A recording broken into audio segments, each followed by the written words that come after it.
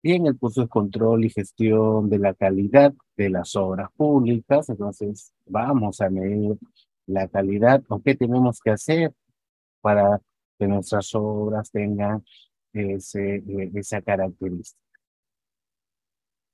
Vamos mencionando pues que durante la ejecución de una obra hay ciertos participantes, ciertos personajes. Uno de ellos es el proyectista. El proyectista es la persona o la empresa natural o jurídica que elabora, pues, en este caso, el proyecto de la obra, ¿no? Él elabora, hace el estudio o en todo caso es el que se encarga de la elaboración de lo que se conoce como el expediente técnico. ¿Ya? Ese profesional, ese proyectista, no deja su participación solo con la elaboración del expediente, sino que él va más allá, él tiene que absolver consultas durante la ejecución. Así esa obra pues se ejecute mucho tiempo después de haber culminado su servicio. Entonces el proyectista es ese profesional, ¿no? Que va a absolver ciertas consultas respecto a lo que él ha elaborado. Después sí viene el contratista, que es eh, la empresa o la persona natural o jurídica que se va a encargar de ejecutar la obra, se va a encargar de la construcción de la obra, ¿no? Es la empresa especializada, ¿no? Que va a tener ese encargo por parte, pues, de la entidad, ¿no? De la entidad. La entidad es, es el propietario, es quien necesita que se ejecute esa obra, ¿no? En otro caso sería el cliente en el ámbito privado, ¿no? Entonces, la entidad es quien tiene la necesidad de que se ejecute esa obra y va a encargar a una empresa especializada que lo ejecute, ¿ya? Que lo ejecute. Entonces, tenemos la entidad, ¿no? Y de ahí tenemos al proyecto, teniendo pues como proyecto, ¿ya? Es la representación de la obra que se ha de ejecutar, ¿no? Eh, que está prevista sus acciones en el expediente, ¿no? En el expediente técnico está todas las actividades que son necesarias para cumplir con la meta del proyecto, ¿no? En otras palabras, el proyecto eh, se materializa mediante el expediente técnico, mediante ese conjunto de documentos que van a ser necesarios para poder construir la obra de la mejor manera. Listo. Entonces ahí tenemos pues al contratista, a la entidad, tenemos al proyectista y tenemos el proyecto. Después vamos a tener a dos representantes, uno que va a ser el residente de obra, que según el reglamento nos menciona pues que toda obra debe contar de modo permanente y directo con un profesional colegiado, habilitado y especializado, quien es designado por el contratista previa conformidad de la entidad, ¿no? Que va a hacer las funciones y va a tener el nombre de residente, ¿no? ¿Esto por qué? Porque se entiende que al margen de que estemos hablando de que la empresa es especializada, ¿no? Eh, Muchas veces los representantes legales no tienen profesiones afines a la construcción, ¿no? No es un requisito tampoco que yo no tenga.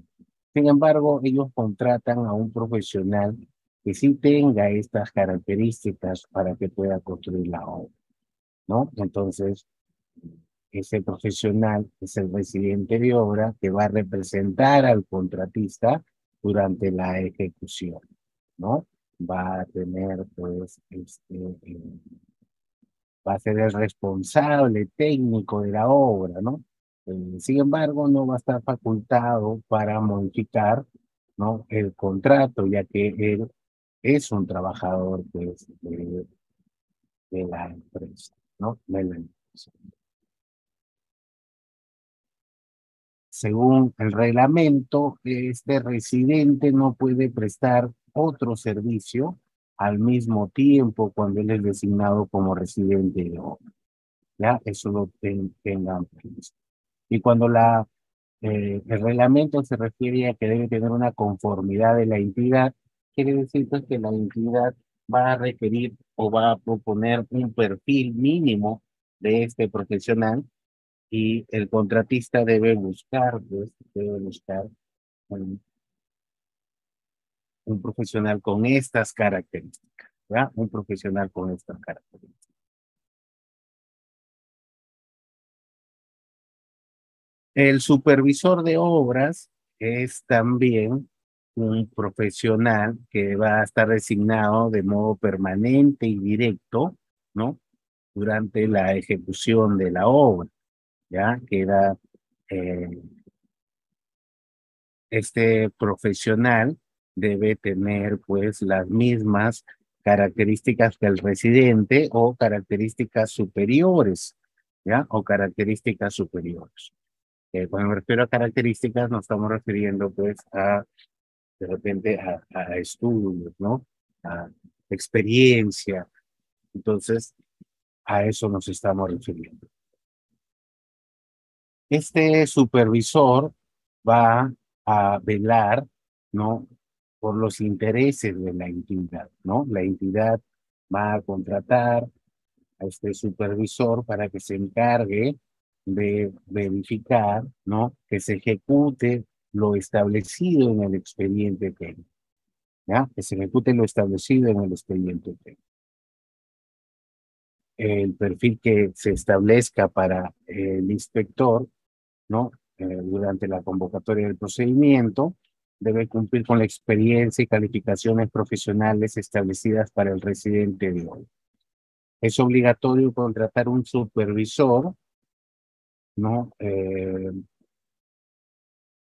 Un supervisor cuando el valor de la obra a ejecutar sea igual o mayor al establecido en la ley de presupuesto. ¿Esto por qué? ¿O qué quiere decir la norma con eso? Miren, rápidamente, una obra tiene que tener un supervisor, ¿ya? Una obra tiene que tener un supervisor. Pero dependiendo el lugar de trabajo del supervisor, se le puede conocer con dos nombres. Lo vamos a llamar inspector de obra, siempre y cuando ese supervisor trabaje para la entidad, o sea un trabajador de la entidad, y este ha sido pues designado, para, ha sido designado eh, para tener la función de supervisión de una obra. Y cuando es una empresa o cuando es un trabajador, ¿no? Un trabajador externo, se le conoce como supervisor, ¿ya? Se le conoce como supervisor.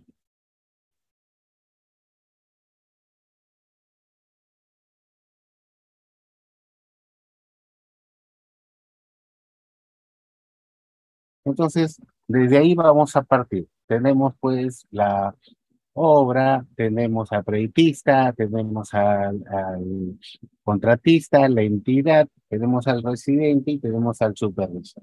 Unos conceptos más que vamos a mirar antes de entrar a tallar o lo que se ha previsto. Vamos a hablar qué es el contrato. El contrato es el acuerdo para crear, regular o modificar o extinguir una relación jurídica, ¿no? Evidentemente dentro del alcance de la ley de contratación, ¿no? De la ley de reglamento. ¿Qué es el contrato original? Es el contrato suscrito como consecuencia del otorgamiento de la buena pro, ¿no? Es el establecido en los documentos del procedimiento de selección y la oferta ganadora, ¿ya? Y la oferta ganadora. Entonces, ¿a qué vamos a llamar contrato original? Al contrato que se firmó a partir de la entrega o del otorgamiento de la buena pro. ¿Qué es el presupuesto de obra? Es el valor económico de la obra estructurado por partidas ya sean partidas, actividades o tareas, como quieran llamarlo, con sus respectivos metrados, sus análisis de precios unitarios, gastos generales, utilidades e impuestos. Ya, vamos a iniciar. Ya tenemos esos conceptos, vamos a empezar a hablar de ellos y vamos a ver que algunos artículos de la norma mencionan estos conceptos. Es por eso que lo hemos mencionado.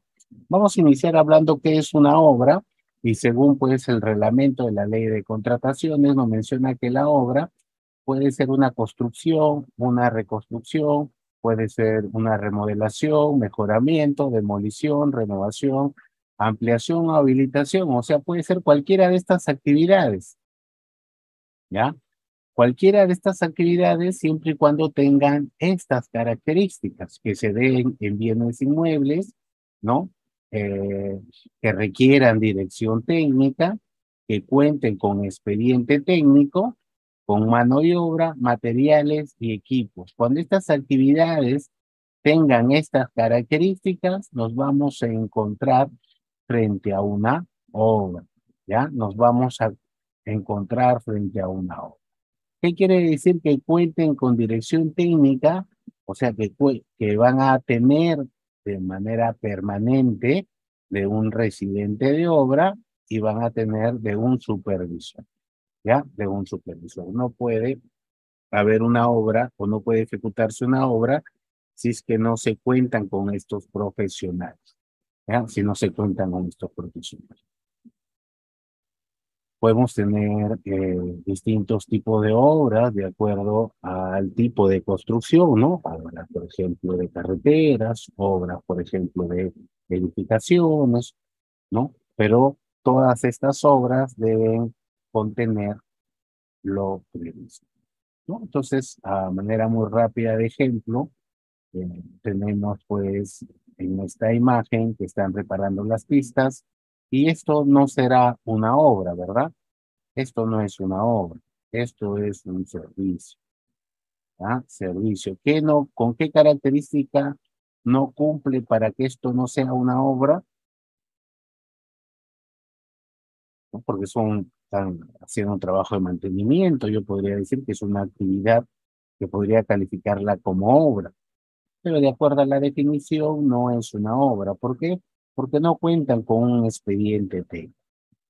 No cuentan con dirección técnica estos trabajos. Normalmente tienen un residente, pero un coordinador de obra, ¿no? Un coordinador que ve más de un servicio a la vez, un coordinador, ¿no? Un inspector. Listo, ya tenemos.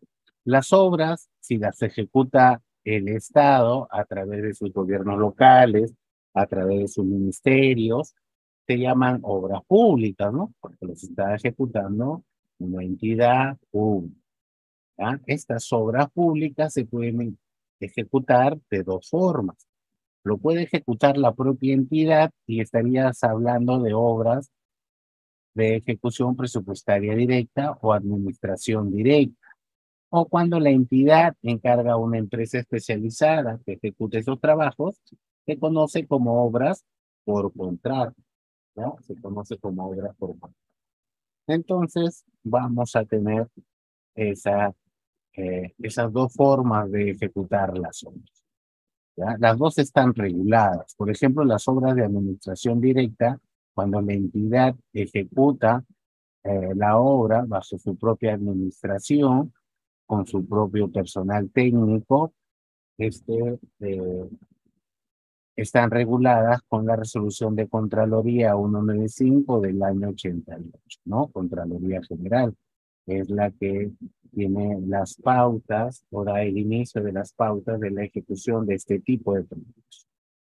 Después tenemos en estos momentos vigente el texto único ordenado de la ley 30.225, ¿ya? Que es la ley que está vigente para las obras por contrato, ¿no? Entonces, todos los procesos de selección que han salido a partir del 2019 están vigentes con esta ley, ¿no? Con esta ley o este texto único ordenado de la ley 30.225. Toda ley necesita su reglamento, ya que la ley es general. Entonces tenemos pues como reglamento el Decreto Supremo 344 del 2018, ¿no? Que entró en vigencia también en el 2019, ¿ya? Que entró en vigencia también en el 2019. Ya ese reglamento ya tiene dos modificaciones, ¿no? Ya tiene, digo, tres modificaciones, ¿no? Ha sufrido desde que ha sido publicado estas tres modificaciones.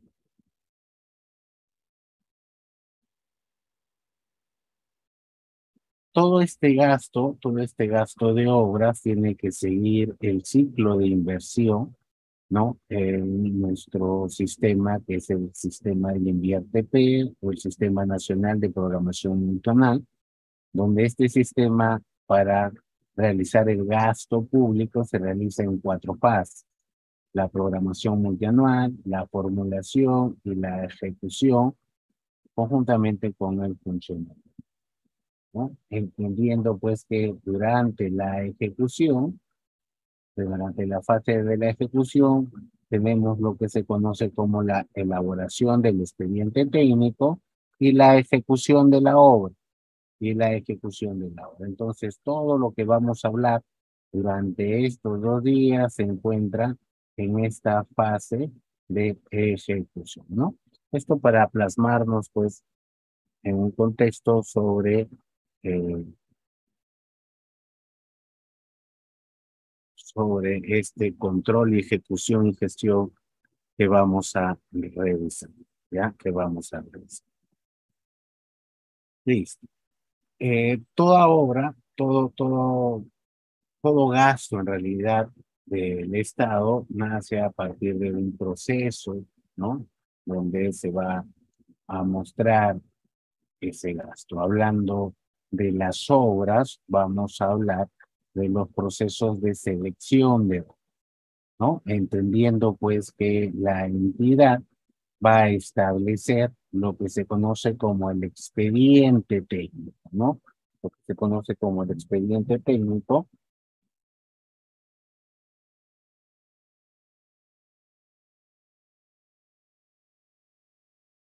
¿ya? Lo que se conoce como el expediente técnico, que contiene pues la descripción, ¿no? De las características y los requisitos, ¿no? Y los requisitos que eh, va a solicitar, en este caso, pues la entidad, ¿no?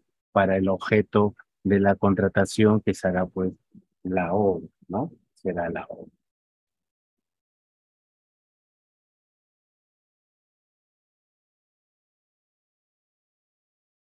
Ahora, continuamos. Miren, cuando hablamos, el Estado puede requerir tres tipos de objetos para mejorar las condiciones de vida de los ciudadanos. O sea, el Estado puede requerir bienes, puede requerir servicios y puede requerir obras, ¿no? Esto con la finalidad de mejorar las condiciones de vida de los ciudadanos, ¿ya? Nosotros vamos a hablar del objeto tipo obra, ¿no? Del objeto tipo. Y este objeto tipo obra se puede requerir mediante los procesos de selección, que son, por ejemplo, las licitaciones públicas y lo que se conoce como las adjudicaciones simplificadas. ¿Cuándo se va a dar un proceso de selección de adjudicación pública? Cuando la obra esté eh, tenga un presupuesto que va desde los 39.000 soles hasta los 2.800.000 para este año 2023. ¿Y cuándo estará en una licitación pública? Cuando el costo de la obra o su presupuesto supere los 2.800.000. Después hay una contratación especial, que es la contratación directa para obras que estén por debajo de los 39.600 soles. Ya está. Esto a manera general, rápida. En una licitación pública, ese proceso de selección aproximadamente dura mínimo 22 días. ¿no? Mínimo 22. Una adjudicación simplificada está durando aproximadamente 12 días como mínimo, ¿no? 12 días como mínimo. Listo, entonces ya estamos viendo qué es una obra, ya estamos viendo quiénes participan durante la ejecución de una obra. Ahora, lo que tienes que saber antes de ejecutar una obra es cuál es el sistema para el cual te han contratado, con el cual han contratado la obra. Será lo mismo ejecutar una obra que esté contratada con un sistema suma alzada, que tengas una obra que esté contratada con un sistema de precios unitarios, y la respuesta es que no, pues no es lo mismo ejecutar este tipo de obras. Son dos cosas muy diferentes, ¿ya? Son dos cosas muy diferentes. Son dos cosas muy diferentes. Eso para tenerlo presente, ¿ya? Esto para tenerlo presente.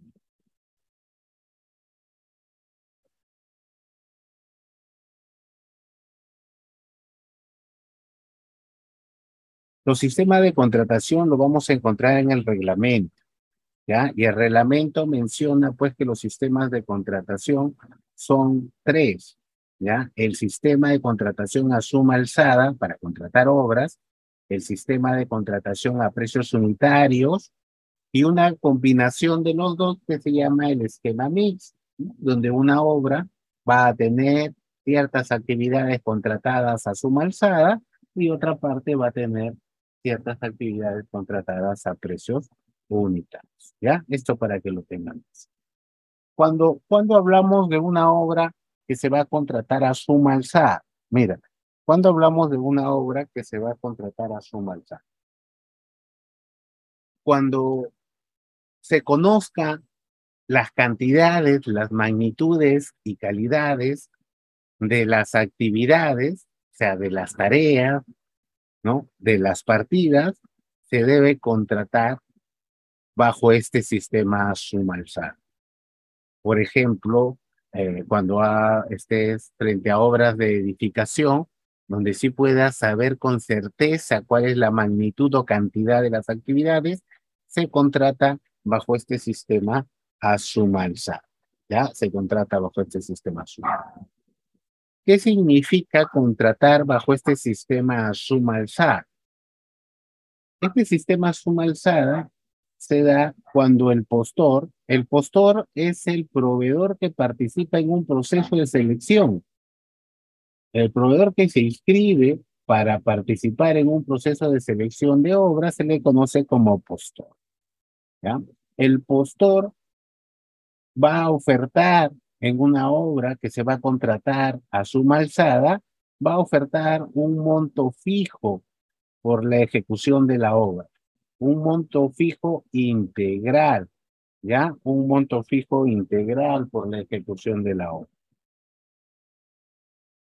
Y lo va a ejecutar en un determinado plazo, ¿ya? En un determinado plazo, en un determinado plazo.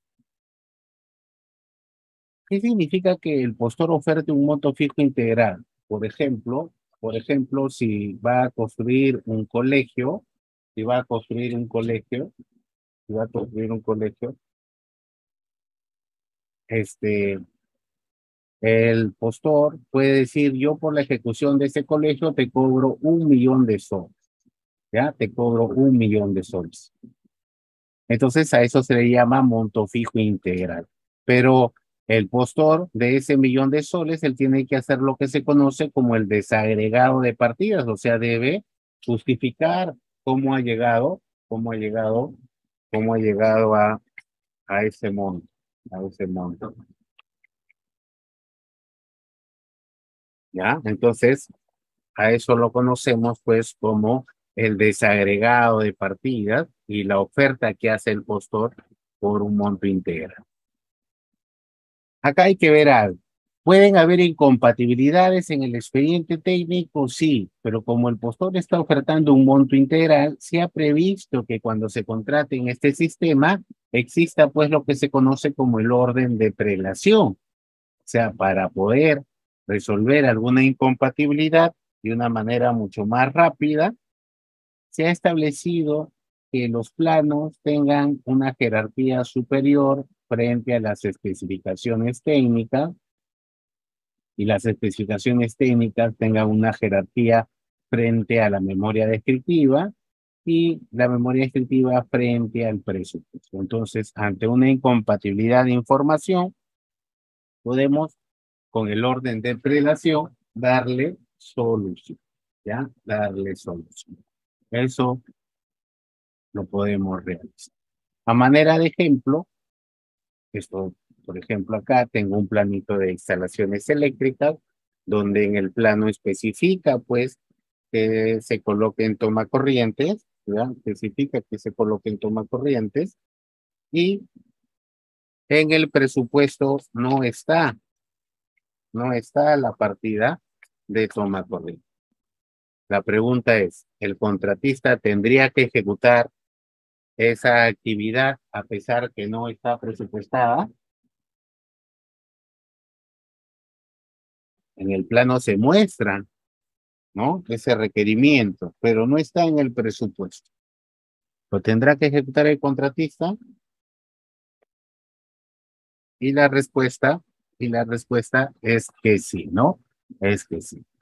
¿Por qué? Porque recuerda que te dije, pues, el contratista ofertó un monto integral, o sea, él le entregaron el expediente técnico y le dijeron, mira, revisa y haz tu oferta, ¿ya? Revisa y haz tu oferta. Entonces, si no revisó muy bien y ofertó que iba a cumplir con todo lo del expediente y los planos son parte del expediente, entonces él tendría que ejecutar, ¿ya? Él tendría que ejecutar. Listo. Esto podríamos decir de esta forma. Caso diferente es precios unitarios. Cuando una obra es contratada a precios unitarios, es porque pues,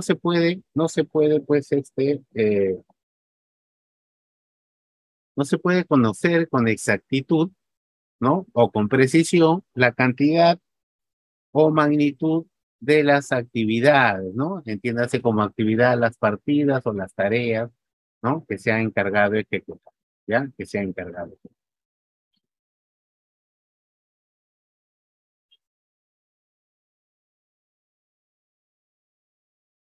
Acá el postor ya no oferta un monto integral. Acá el postor lo que va a ofertar es un costo por las partidas. O sea, él va a ofertar precios unitarios, ¿no? Por las actividades. Incluso acá no puede ni siquiera mover el metrado, porque está en el expediente. Entonces, él va a ofertar precios y plazo, ¿no? Y va a ejecutar de acuerdo a lo especificado en el expediente. En este tipo de proyectos, si en caso hubiera incompatibilidades, ¿qué tiene que hacer? ¿Qué tiene que hacer el contratista? Existe en este sistema un orden de prelación igual que en suma alzada. O sea, imagínate lo mismo, ¿no? Imaginemos que haya dos planos, ¿ya? En este precio unitario, imagínate que en el plano de arquitectura se muestra en el proyecto una puerta con una altura de 2,20, ¿ya? Con una altura de 2,20 y un ancho de 1. Pero en el plano de detalle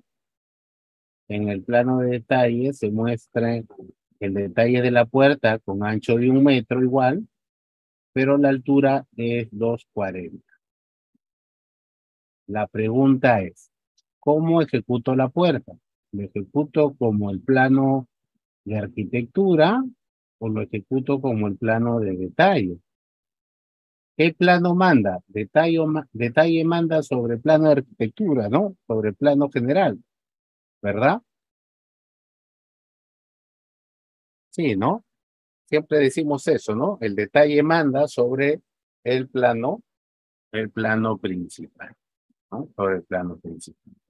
No, estimado, la respuesta es que no. Tú no puedes hacer eso. El residente no puede suponer algo, ¿no? Que no está claro. si hay una incompatibilidad de la información, lo que tiene que hacer él es consultar. Su labor es consultar.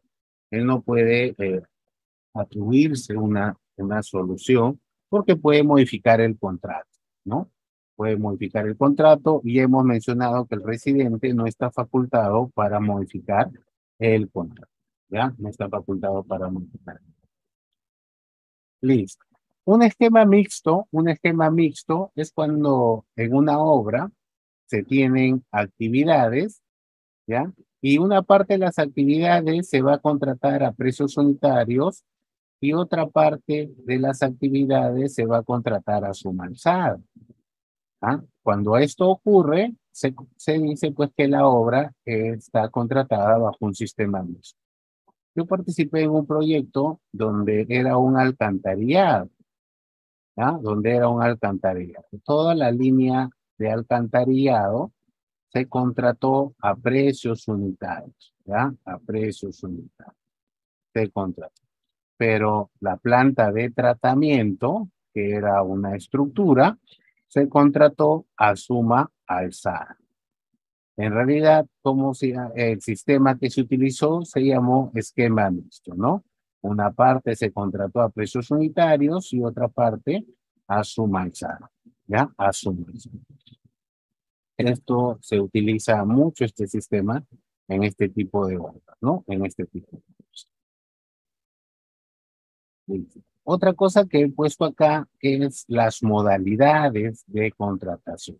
Más que todo para que no se confunda las modalidades con los sistemas de contratación. Una modalidad de contratación es la que contempla pues un proceso que se llama llave en mano y otro proceso que se llama concurso oferta. ¿Ya? Concurso oferta. ¿Ya? Entonces el concurso oferta no es un proceso de selección, sino es una modalidad de contratación. ¿Ya?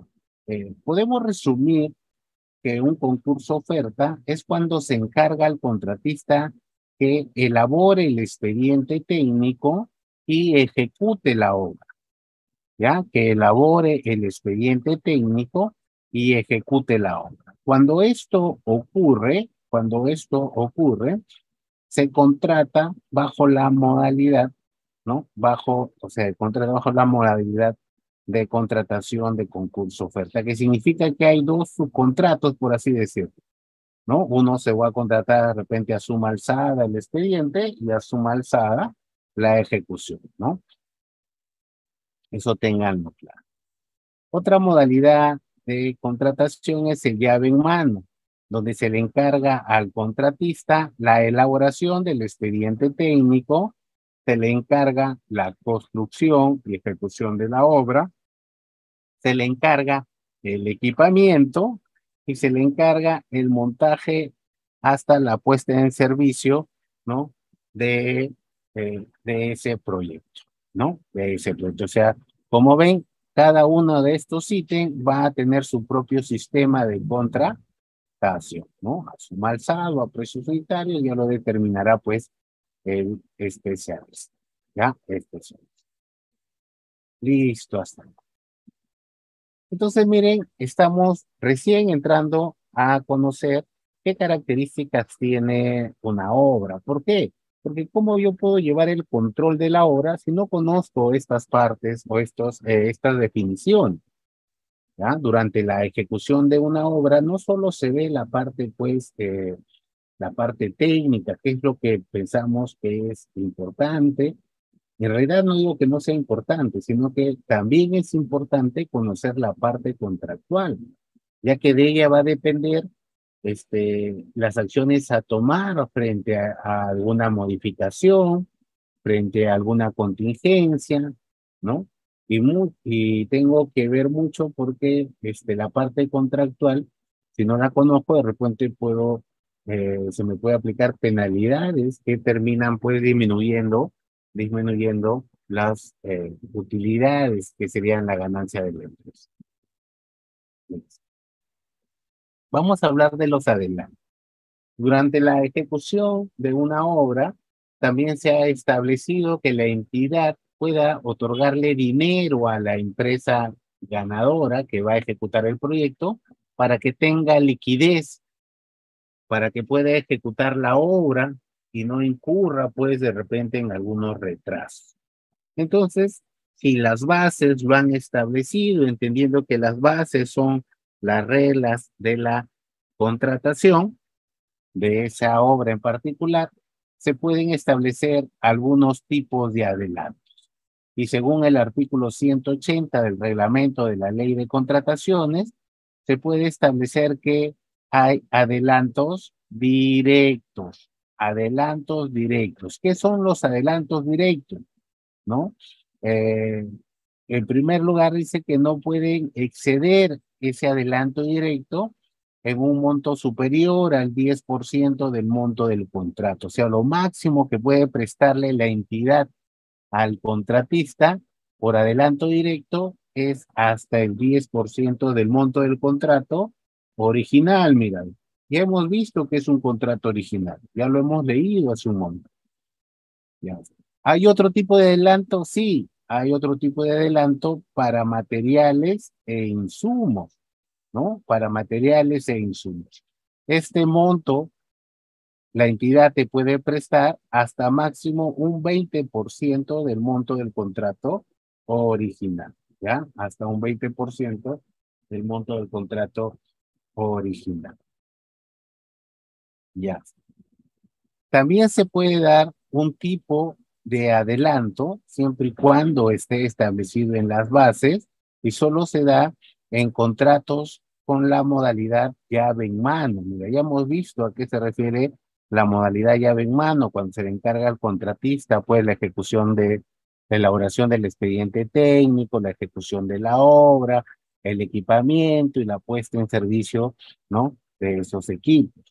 Cuando se ha establecido este tipo de modalidad y se puede otorgar un adelanto por equipamiento, ¿no? Un adelanto para equipamiento inmobiliario es el término, ¿no? Para equipamiento inmobiliario. ¿En qué porcentaje me pueden dar este adelanto para equipamiento inmobiliario? Ese adelanto es de manera conjunta con el adelanto para materiales, donde la suma de estos dos adelantos no va a superar en conjunto el 20% del monto del contrato original, ¿ya? El 20% del monto del contrato. Pero siempre y cuando estés bajo esta modalidad, ¿ya? Bajo esta modalidad.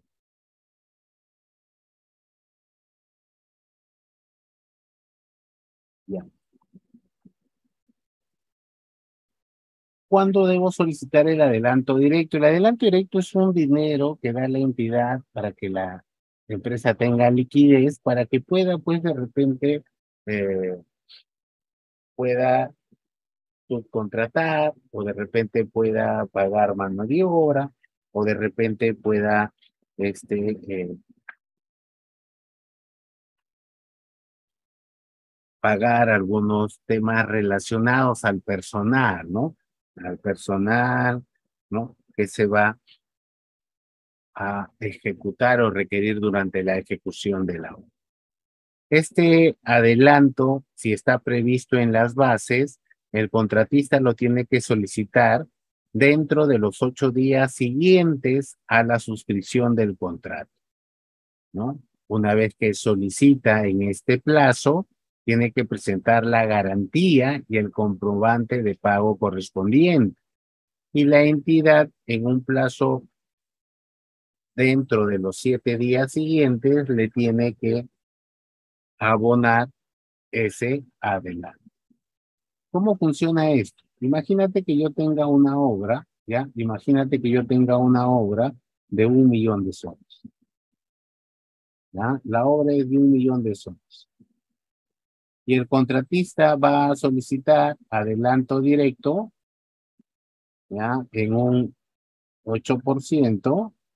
Mire, puede pedir hasta el 10, pero él va a pedir el 8%. Eso quiere decir que va a pedir 80.000 soles, ¿no? 80.000 soles de adelanto.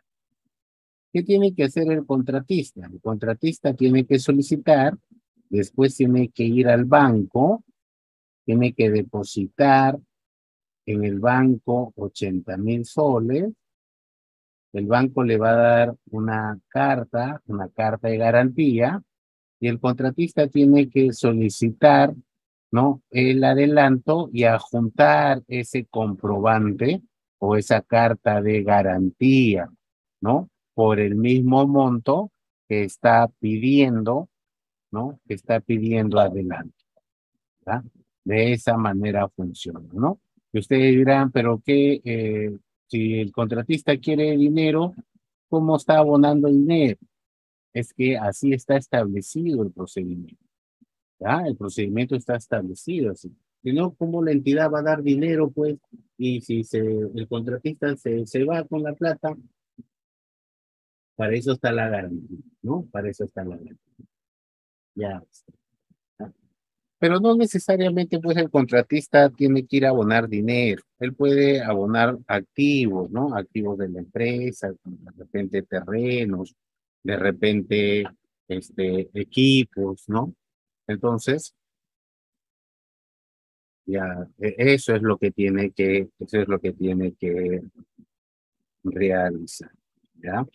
Una carta de garantía, una carta de garantía, como su nombre lo menciona, en primer lugar, es un requisito indispensable para firmar el contrato. O sea, esa carta de garantía es un requisito para la firma de contrato. Es un documento que ya está establecido, ¿no?, para que se puedan firmar o consentir los contratos, ¿ya? Los contratos. ¿En qué se basa esa garantía? Es un dinero que se le entrega a una entidad financiera y que ante se ha dispuesto ahí que ante alguna disposición esta se ejecute, o sea que la entidad le pida al banco, le, le alcance ese dinero, ¿no? O se active esa garantía, o sea, le va a pedir ese dinero al banco y el banco le tiene que otorgar ese dinero, ¿no?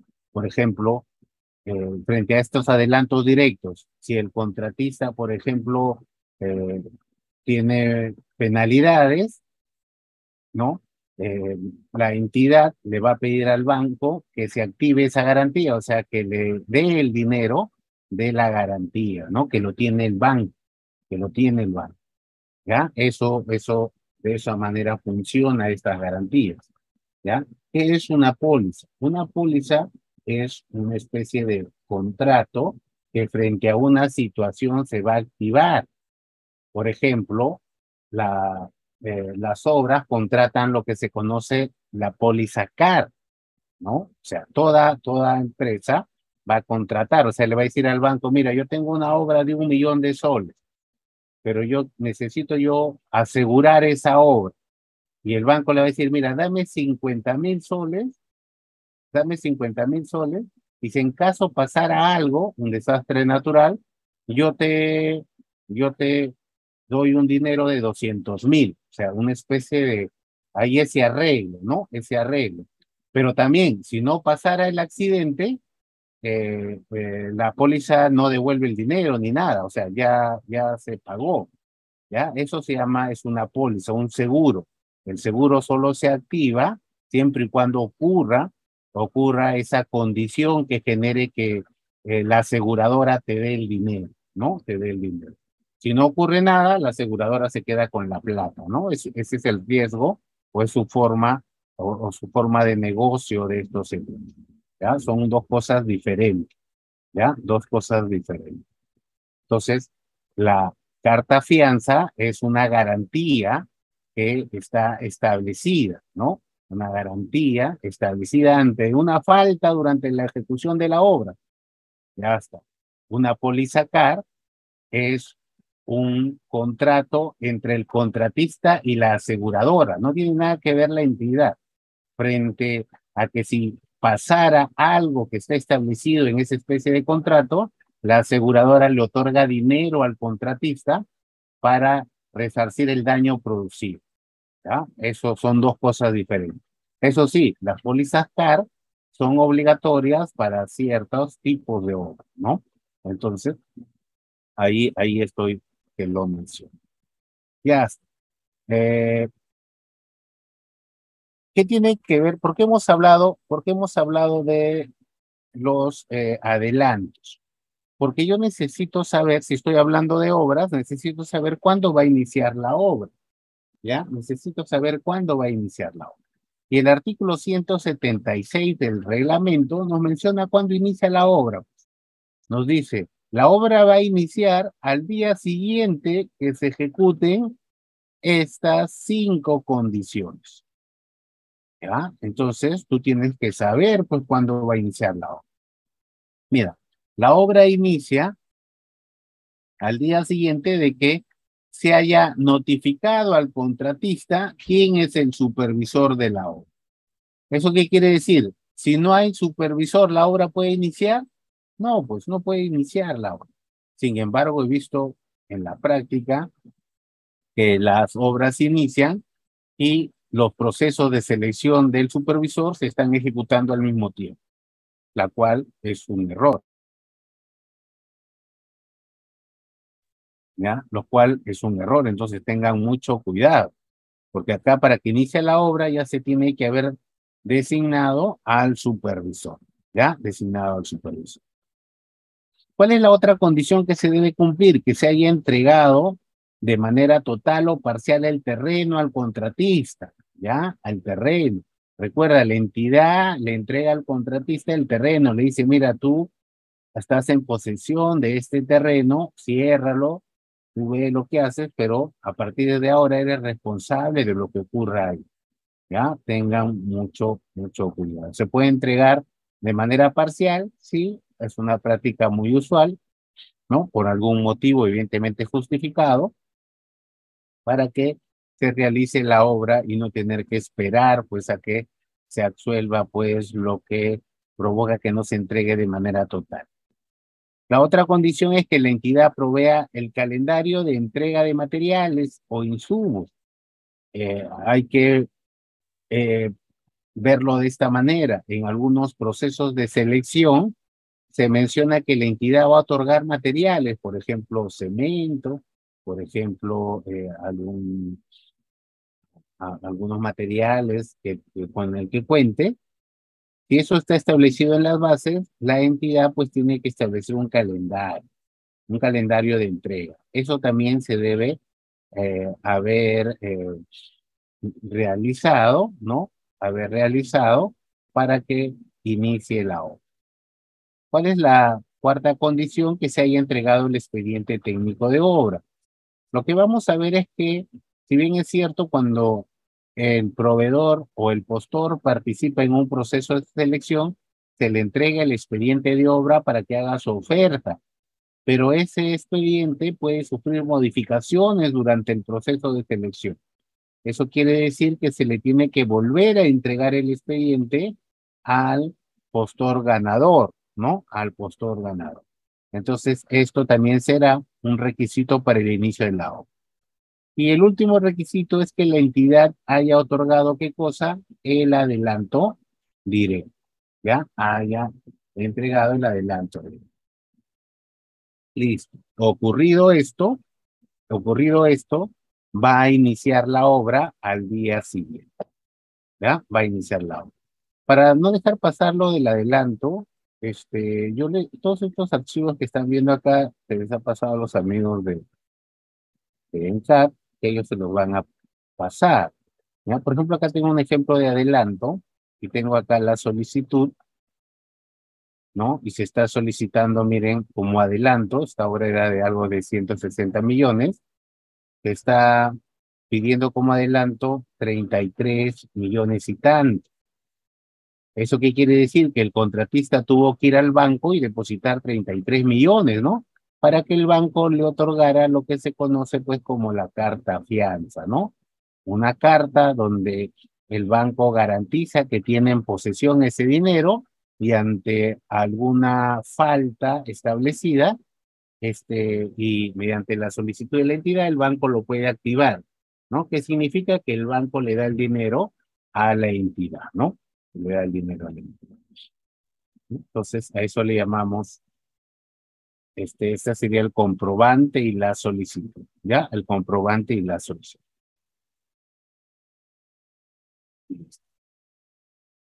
Ya sabemos cuándo inicia la obra, pues ya no deberíamos tener duda cuándo inició la obra. Entonces vamos a empezar a ver qué procedimientos debo conocer durante la ejecución de una obra. Y mira, el primer procedimiento se conoce como la revisión del expediente técnico de obra. ¿Y qué es esto de la revisión del expediente? El artículo 177 del reglamento establece pues que debe haber un procedimiento que es revisión del expediente técnico de obra. ¿Y qué establece este procedimiento? ¿Qué establece? Que para obras que tengan plazos menores a 120 días, ¿ya? El contratista, a través del residente, tiene 15 días calendarios para emitir un informe técnico de revisión del expediente de obra. O sea, va a elaborar un informe técnico de la revisión del expediente con lo que está encontrando en campo, pues, ¿no? Con lo que está encontrando en campo, ¿ya? Eso, siempre y cuando la obra sea menor a 120. Si la obra es mayor a 120 días, se le va a dar al contratista 30 días para elaborar ese informe, ¿ya? Ese informe. Una vez elabore ese informe, el residente lo va a entregar al supervisor y el supervisor, si la obra tiene menos de 120 días, el supervisor tendrá 7 días para pronunciarse respecto al informe que presentó el residente, ¿ya? Que presentó el residente. Y si la obra es mayor a 120 días, el supervisor tendrá un plazo de 10 días calendario para pronunciarse, ¿ya? Para pronunciarse. ¿Qué va, qué se va a colocar en ese informe? ¿Qué vamos a colocar en ese informe? En ese informe vamos a colocar de repente las posibles prestaciones adicionales de obra. De repente, los riesgos del proyecto que se puedan activar. De repente, consultas, ¿no? Entre otras cosas, ¿ya? Entre otras cosas. Una vez el supervisor ya haya elaborado, ¿no? Haya elaborado su pronunciamiento respecto a este informe, lo tiene que elevar a la entidad, ¿ya? Lo tiene que elevar a la entidad con copia al contratista de su evaluación, pues, o de su pronunciamiento y de las verificaciones que haya hecho como supervisor, ¿ya? Como supervisor. Ya está. Acá la ingeniera me pregunta, ingeniero, ¿y eso es para todas las obras? En realidad solo es el objeto es obra, ¿no? De ahí hay tipos de obra, pero tienen que ver con lo que se va a construir, ¿no? Por ejemplo, si es una carretera, decimos obra de carretera, ¿no? Si es un hospital, obra de hospital. Si es una obra alcantarillado, es una obra de saneamiento. ¿Ya? Pero esto se cumple para todo el objeto obra. Pues recuerda, la entidad tiene tres necesidades: de contratar bienes, de contratar servicios y de contratar obras. Entonces, esto tiene que cumplirse para las obras, al margen de los tipos de obras que hay. ¿Ya? Ingeniera, entonces, para todas las obras se tiene que cumplir. Ya está. Yo también creo que les he traído por acá. Acá tengo algunos informes. Bueno, en realidad no hay un formato de informe. Yo he visto informes de una hoja, he visto informes de 3, 4, como otros de muchas más hojas, ¿ya? De muchas más hojas. Lo que tienen que hacer es que se tiene que cumplir, o sea, tiene que realizarse este documento. Por ejemplo, acá tengo el informe eh, de revisión de obra. Bueno, acá dice compatibilidad, que era lo mismo. Y acá está revisando, pues, algunas consideraciones y encuentra algunos defectos, ¿no? Algunas incompatibilidades sería el término. Pero vamos viendo uno más pequeño. Informe de evaluación, que dice que hay errores topográficos, que hay omisión de algunas partidas y metrados. que hay incongruencias entre el presupuesto, las especificaciones técnicas y los planos, que hay planos de detalles y fabricación incompleto. Mira qué está diciendo el residente, ¿no? Los planos de replanteo y va sustentando de ahí, ¿no? Va sustentando. Entonces, pero se eleva, ¿no? ¿Cómo se da la comunicación entre la residencia y la supervisión y la entidad? Normalmente esa comunicación se da a través de informes, a través de cartas, ¿no?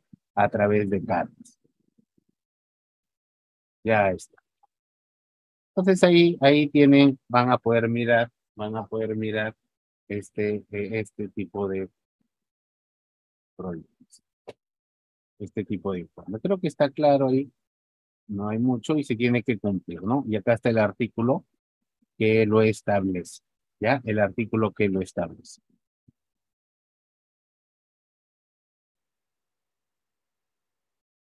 Vamos, ya estamos en pleno proceso de iniciado la obra, ya sabemos cuándo inicia, ya sabemos que tengo un primer informe que presentar, ¿ya? Ya sé que tengo un primer informe que presentar.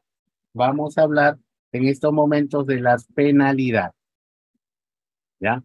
Vamos a hablar de las penalidades. Y hay penalidades de obra, hay penalidades de obra, hay penalidades de obra, ¿ya? Las penalidades en la ejecución, en la ejecución contractual, constituyen un mecanismo de resarcimiento para la entidad, la cual se genera cuando por culpa del contratista existen atrasos en el cumplimiento de las prestaciones pactadas o también una ejecución deficiente. Miren, por dos cosas le van a poner penalidades al contratista, porque se ha atrasado o porque hay una ejecución deficiente, ¿no? Evidentemente, esta ejecución deficiente, ¿quién lo va a definir? El objeto de contractual, o sea, tiene que estar establecido a qué se refiere, ¿ya? Tiene que estar establecido a qué se refiere. En el artículo 161 del reglamento nos menciona la existencia de estos dos tipos de penalidades, ¿ya? Cada uno de ellos puede alcanzar un monto máximo del 10% del monto del contrato, ¿ya? Del 10% del monto del contrato puede alcanzar estas penalidades. ¿Y cuáles son estos dos tipos de penalidades? Sería la penalidad por mora, que es la penalidad por atraso, o asimismo un grupo de penalidades que se llaman otras penalidades. Esos van a ser los dos grupos de penalidades, ¿ya? Acá me dice, ingeniero, y si no presenta pues el residente el informe que estábamos mencionando hace un momento, ¿qué va a pasar? Lo que va a pasar es que probablemente lo que vamos a empezar a hablar en estos momentos, que penalicen, pues. Que penalicen siempre y cuando esté establecido en el reglamento, en el contrato, ¿no? Que penalicen. Puede ser una causal de que él asuma todo lo que no colocó ahí, no tiene nada que ver, ¿no? No tiene nada que ver. Ya que si tú haces el informe técnico, no quiere decir que en este informe esté reemplazando a los otros procedimientos establecidos. Por ejemplo, un procedimiento de consulta, un procedimiento, por ejemplo, de adicional, son reemplazados por este informe. No, más que todo este informe es como una alerta, ¿no? Es poner de manifiesto a la entidad de que hay de repente incongruencia o no está la información completa para la ejecución de la obra y que puede provocar más adelante adicionales, puede provocar de repente ampliaciones de plazos, ¿ya? Pero no está. El supervisor, si el contratista no lo presenta, le estará pidiendo, pues si el contratista no presenta, le dirá, ya está fuera de plazo, y revisará si esto amerita una penalidad o no, ¿ya? Una penalidad. Listo. Entonces tenemos dos tipos de penalidades, ¿no? Por mora y otro grupo que se llama otras penalidades. La penalidad por mora, o sea, por atraso, ¿no? Porque el plazo ya se culminó y tú no culminas la ejecución de la obra, ¿ya? Se puede interpretar, ¿ya? Se puede interpretar o tiene por finalidad esta penalidad incentivar al contratista a cumplir con el plazo establecido en el contrato, ¿no?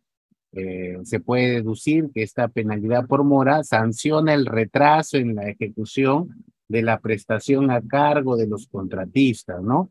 Y se constituye como el mecanismo coercitivo idóneo para asegurar el cumplimiento oportuno. En otras palabras, este, te comprometiste a ejecutar el proyecto en 90 días, ya van el día 95. ¿Eso qué quiere decir?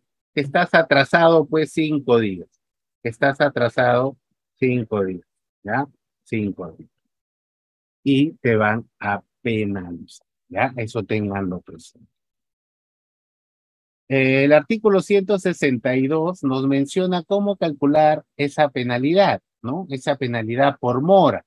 Y te menciona pues que para calcular la penalidad por mora tienes que calcular una penalidad diaria y te da una expresión para calcular la penalidad diaria. En esta expresión es 0,10 por el monto vigente por un factor de F, ¿no? Este factor de F puede ser 0,40 o puede ser 0,15.